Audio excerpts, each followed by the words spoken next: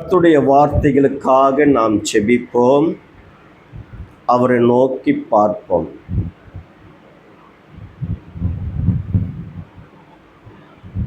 ஏசையா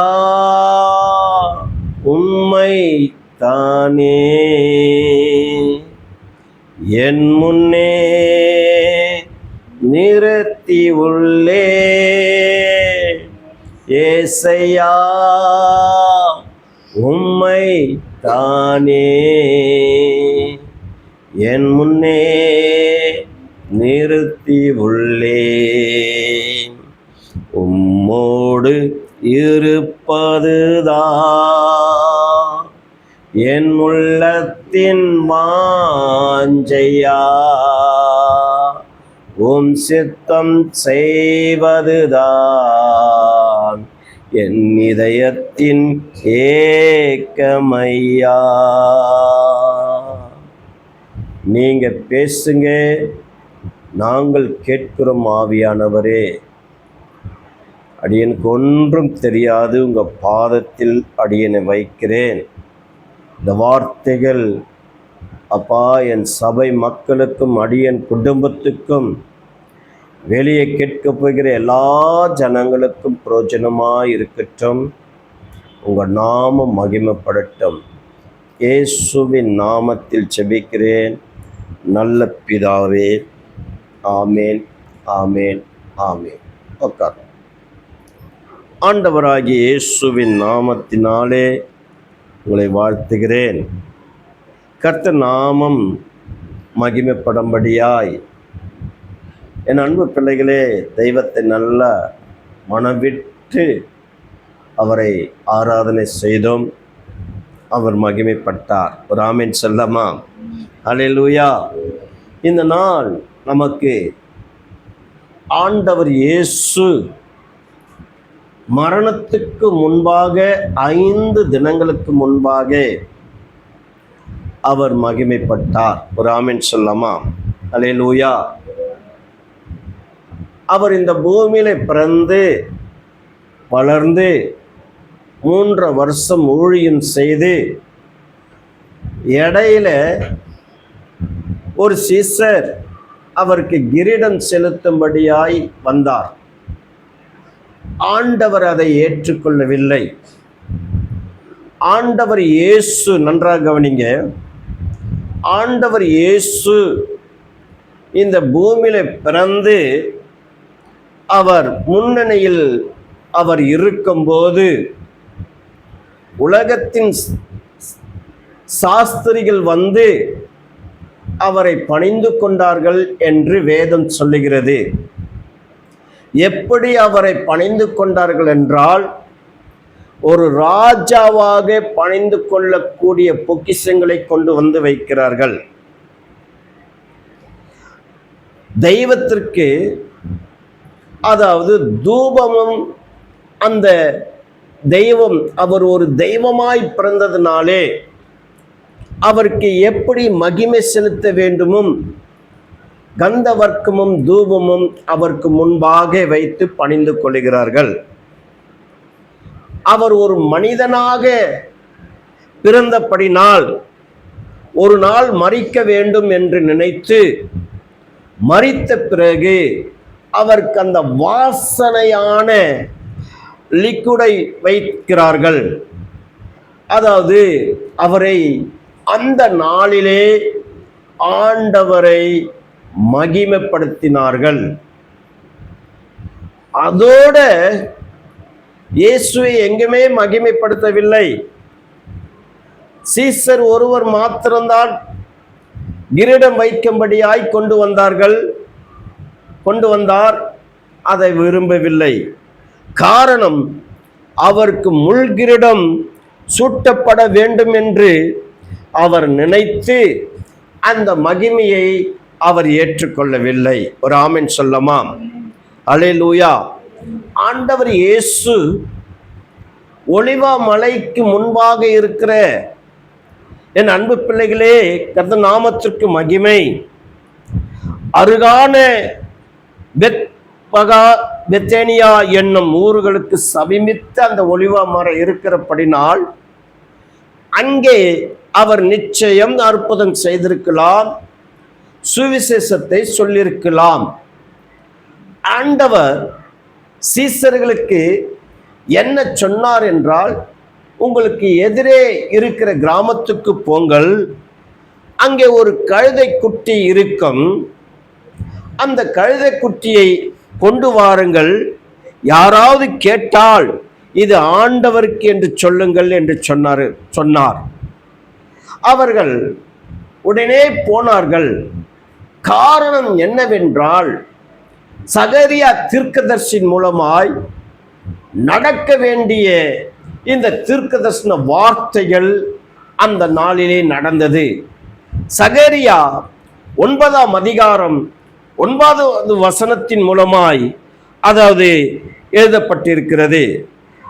அதாவது எப்படி என்றால், என் அன்பு பிள்ளைகளே, சீயோன் குமாரத்தியை மிகவும் களிக்கூறு, எருசலேம் குமாரத்தியை கம்பீரி, இதோ உன் ராஜா உன்னிடத்தில் வருகிறார், அவர் நீதி உள்ளவரும் இரட்சகரவரும் தாழ்மை உள்ளவரும் கழுதையின் மேல் கழுதை குட்டியாகிய மரியின் மேலும் ஏறி வருகிறமாய் இருக்கிறார். இது சகரியா தீர்க்கதரிசி முன்னதாகவே இயேசு இந்த பூமிக்கு வரத்துக்கு முன்பாக எழுதப்பட்டிருக்கிற வார்த்தை. ஆண்டவர் இயேசு அந்த ஒலிவா மலை அருகில் நிற்கும் போது இந்த வார்த்தை சொன்னார். தீர்க்கதரிசன வார்த்தைகள் நிறைவேறினது. ஒரு ஆமென் சொல்லாமா? அல்லேலூயா. கர்த்தர் நாமத்திற்கு மகிமை உண்டாகட்டும். என் அன்பு பிள்ளைகளே, அவர் குழந்தையாய் பிறக்கும் போது மகிமைப்பட்டார். இடையில சீசர் அந்த கிரீடத்தை கொண்டு வந்து வைக்கும்போது விரும்பவில்லை. 5 நாட்களுக்கு முன்பு, அதாவது மறிக்கக்கூடிய சூழ்நிலைகள் 5 நாட்களுக்கு முன்பு அவர் மகிமைப்படுகிறார். அவரே சொன்னார், நீங்கள் போங்கள், உங்க எதிர் இருக்கிற கிராமத்துக்கு, அங்கே கழுதை குட்டி இருக்கும், அதை கொண்டு வாருங்கள், அது யாராவது கேட்டால் இது ஆண்டவருக்கு என்று சொல்லுங்கள். என் அன்பு பிள்ளைகளே, அதாவது என் ஆண்டவர் சொன்ன அந்த வார்த்தை அந்த மனிதன் உள்ளத்திலே தொடப்பட்டது. அந்த கழுதைக்குட்டியின் ஓனர் உள்ளத்திலே இவர்கள் போய் அப்படியே சொன்னார்கள், ஒரு வார்த்தையும் சொல்லவில்லை. ஒரு ஆமென் சொல்லமா? அல்லேலூயா. கர்த்தர் நாமத்திற்கு மகிமை. 33 வருஷ காலம் கடைசி நேரத்தில் ஜீவனை விடும்போதுதான் அவர் மகிமைப்படுகிறார். ஒரு ஆமென் சொல்லமா? அவர் எப்படி மகிமைப்படுகிறார் எடுத்துக்கொள்ளுவோம். லூக்காய் 19ஆம் அதிகாரம், கர்த்தருக்கு ஸ்தோத்திரம், 38வது வசனத்தை வாசிக்கலாம். லூக்காய் பக்கம் 113, புதிய ஏற்பாடு. லூக்காய் 19ஆம் அதிகாரம் 38வது வசனத்தை வாசிக்கலாம். கர்த்தருடைய நாமத்தினால வருகிற ராஜா சோத்தரிக்கப்பட்டவர், பரலோகத்திலே சமாதானமும் உன்னதத்திலே மகிமையும் உண்டாவதாக என்று மிகுந்த சத்தத்தோடு தேவனை புகழ்ந்தார்கள். ஒரு ஆமென் சொல்லுங்க. அல்லேலூயா. கர்த்தர் நாமத்திற்கு மகிமை உண்டாகட்டும். ஆமென். அல்லேலூயா. அவர் குழந்தையாய் இருக்கும்போது சாஸ்திரிகள் வந்து தெய்வமாய் பணிந்து கொண்டார்கள். 33 வருஷ காலம் அவர் வாழ்ந்த பிறகு ஒரு நாளும் அவர் மகிமைப்படவில்லை. இந்த இடத்திலே தேவனை மகிமைப்படுத்தினார்கள். ஒரு ஆமென் சொல்லுங்க. அல்லேலூயா. தேவன் என்று நிரூபித்து காட்டுகிறார். தேவன் என்று நிரூபித்து காட்டுகிறார். இந்த இடத்திலே தேவன் என்று நிரூபித்து காட்டுகிறார். அவர் எப்படி காட்டுகிறார் என்றால், என் அன்பு பிள்ளைகளே, கர்த்தருடைய நாமத்தினாலே வருகிற ராஜா சொத்தரிக்கப்பட்டவர், பரலோகத்திலே சமாதானமும் உன்னதத்திலே மகிமையும் உண்டாவதாக என்று மிகுந்த சத்தத்தோடு தேவனை புகழ்ந்தார்கள். ஒரு ஆமென் சொல்லுங்க. அல்லேலூயா. இந்த 33 வருஷ காலத்திலே இயேசு பல அற்புதங்கள் செய்கிறார், தேவன் என்று நிரூபித்து காட்டுகிறார். எங்கேயுமே அவரை புகழவில்லை. ஆனால் இந்த இடத்துல மாத்திரம்தான், எந்த இடத்துல இயேசு மரிக்கிறதுக்கு முன்பாக 5 தினங்களுக்கு முன்பாக இந்த இடத்துல மகிமைப்பட்ட பிறகுதான் ஆண்டவர் இயேசு அதுக்கப்புறம் மரணத்துக்குள்ளாக அந்த 5 தினங்களுக்குள்ளே என்னென்ன அவசரமாய் செய்ய வேண்டுமோ அந்த காரியத்தை செய்தார். ஒரு ஆமென் சொல்லுங்க. ஹல்லேலூயா. கர்த்தர் நாமத்திற்கு மகிமை உண்டாகட்டும். என் அன்பு பிள்ளைகளே, அவரை துதிக்கும் போது, அவரை மகிமைப்படுத்தும் போது, அவரை ஆராதிக்கும் போது, அவருடைய நாமத்தை உயர்த்தும் போது, தேவன் என்று நிரூபித்து காட்டி அந்த இடத்துல சீசர்களும் ஜனங்களும் தேவனை மகிமைப்படுத்தினார்கள் என்று நம்ம பார்க்கிறோம் அல்லவா? ஆனால் இவரை மகிமைப்படுத்தும் போது சில ஜனங்கள் அப்படியே பார்க்கிறார்கள். மத்தேயு 21ஆம் அதிகாரம்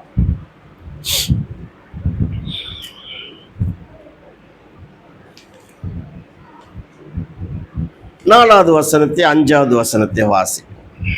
மத்தேயு இதோ 21:4. ஒரே நிமிஷம் நான் எடுத்துக்கிறேன். இயேசு ரத்தம் ஜெயம். வாசிக்கலாம். இதோ கழுதை மேலும் கழுதை குட்டியாகிய மரியின் மேலும் ஏறிக்கொண்டு இடத்தில் வருகிறார் என்று சீயோன் குமாரத்துக்கு சொல்லுங்கள் என்று தீர்க்கதரிசியால் உரைக்கப்பட்டது நிறைவேறும்படி இதெல்லாம் நடந்தது. ஒரு ஆமென் சொல்லமா? ஹல்லேலூயா.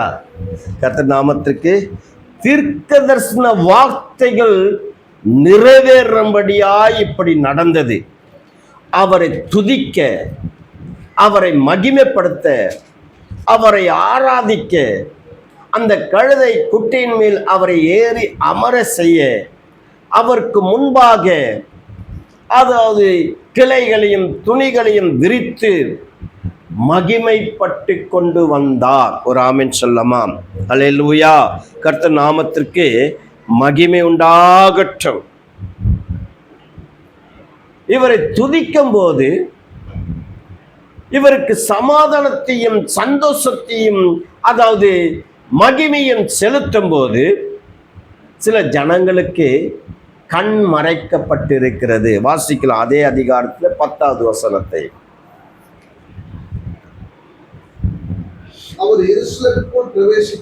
அவர் எருசலேமுக்குள் பிரவேசிக்கையில் நகரத்தார் யாவரும் ஆச்சரியப்பட்டு இவர் யார் என்று விசாரித்தார்கள். ஒரு ஆமென் சொல்லுங்க. அப்படியே லூக்காய்க்கு வந்துருவோம்.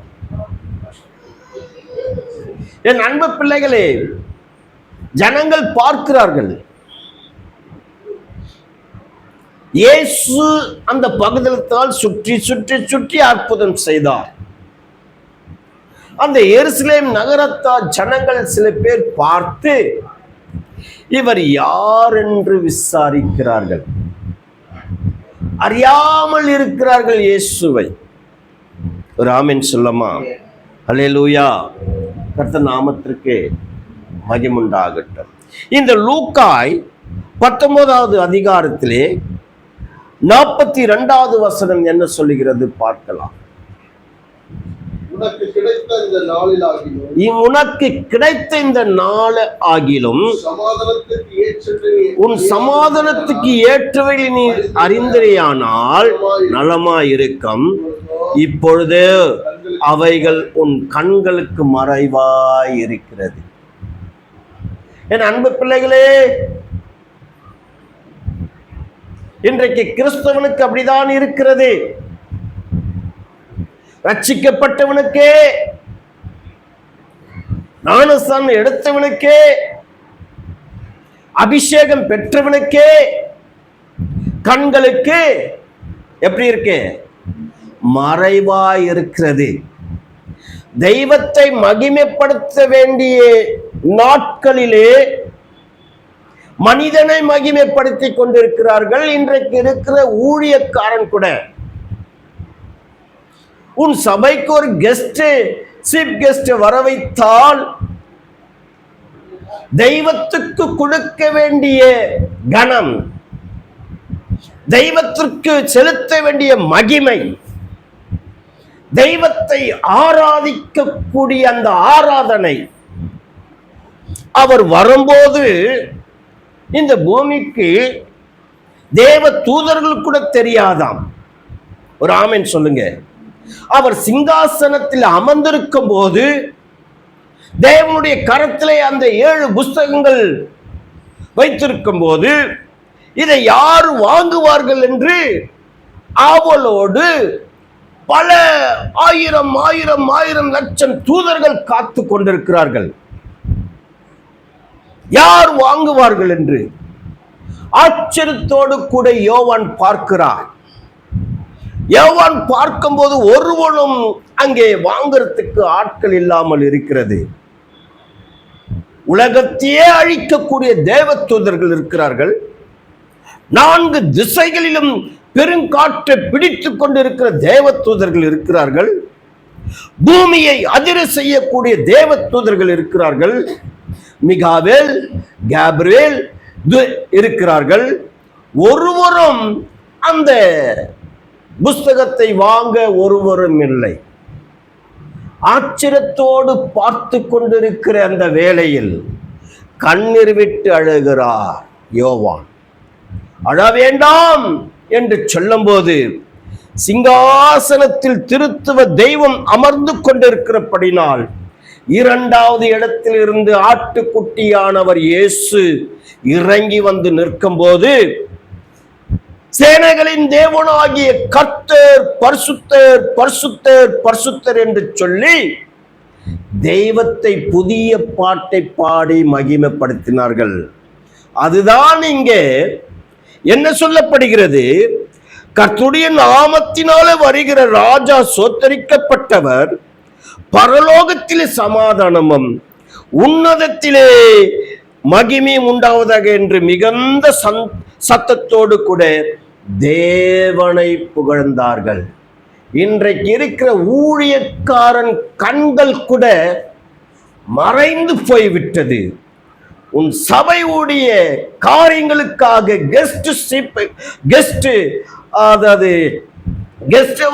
சீஃப் கெஸ்ட் வர வைத்தால் தேவனை மகிமைப்படுத்தாமல் மனிதனுக்கு நீங்க மகிமைப்படுத்துறீர்கள்.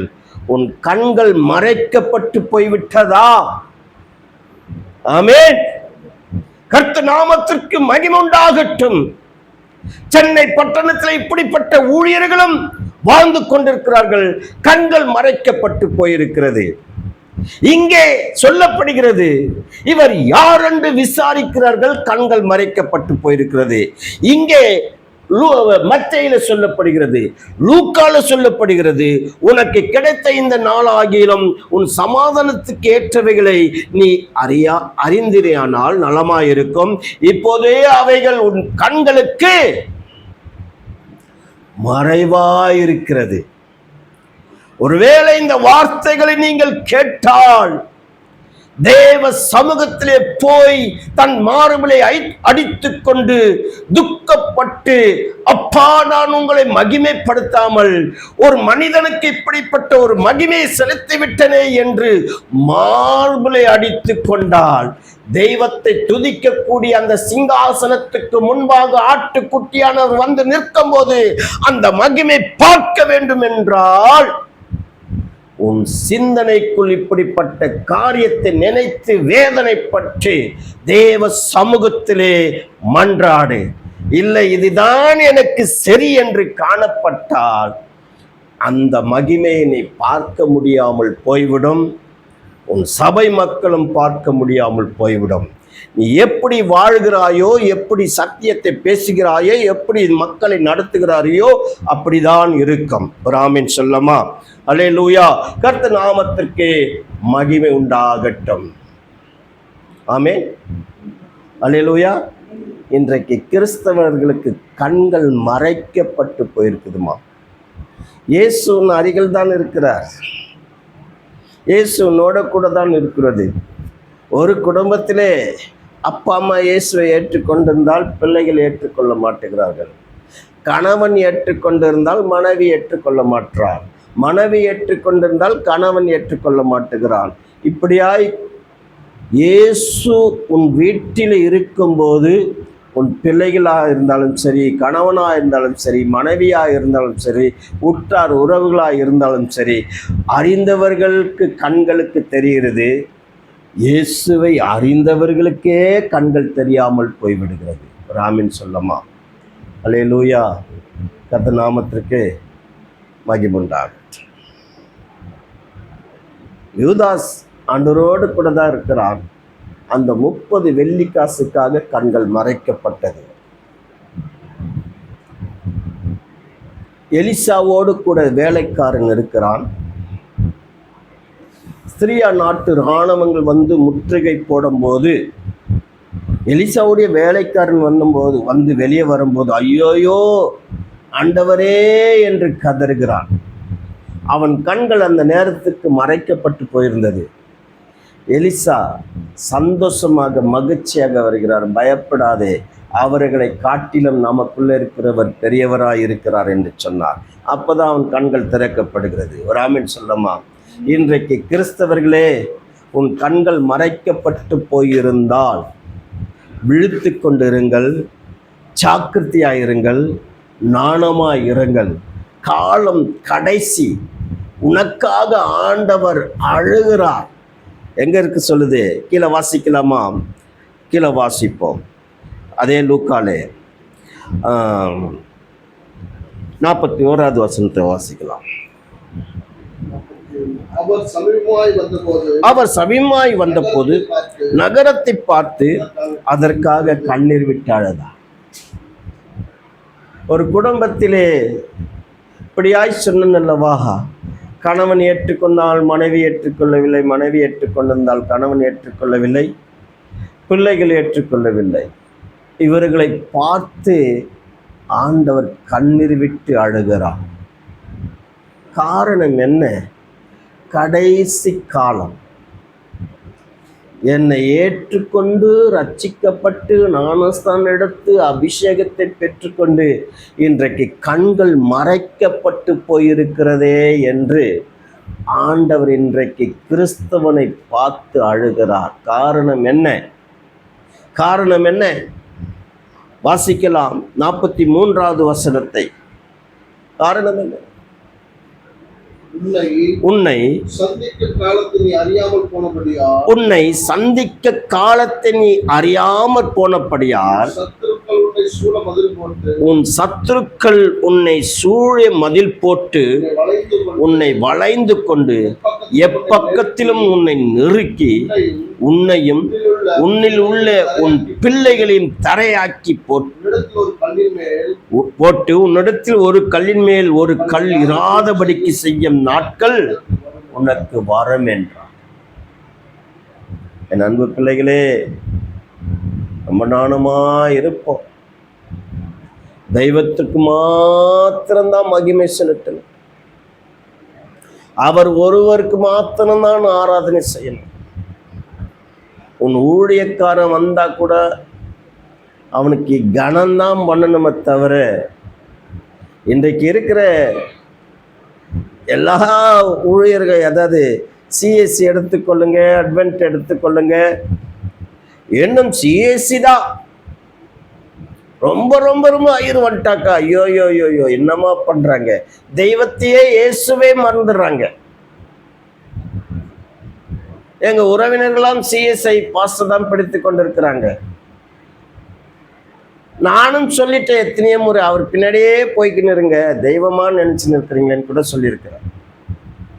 காரணம், ஒரு பாஸ்டர் வந்துட்டா இயேசுதான் வந்துட்டாருன்னு நினைச்சுன்னு இருக்கிறாங்க. இன்றைக்கு எத்தனை ஊழியக்காரன் இப்படிதான் மகிமைப்பட்டு கொண்டிருக்கிறான். கிறிஸ்துவை மகிமைப்படுத்தாமல் ஊழியக்காரனை மகிமைப்படுத்துகிறான். ஊழியக்காரனும் மகிமைப்படுத்துகிறான். இந்த நாட்களிலே ரொம்ப எச்சரிக்கையா இருங்க. ரொம்ப நாணமாக இருங்க. இங்கே சொல்லப்படுகிற வார்த்தைகள் ஒரு நாள் வரும்.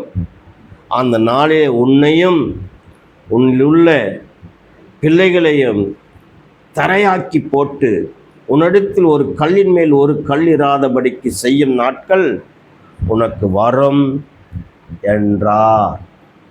அந்த நாளில் ஊழியக்காரனை மகிமைப்படுத்தினார்.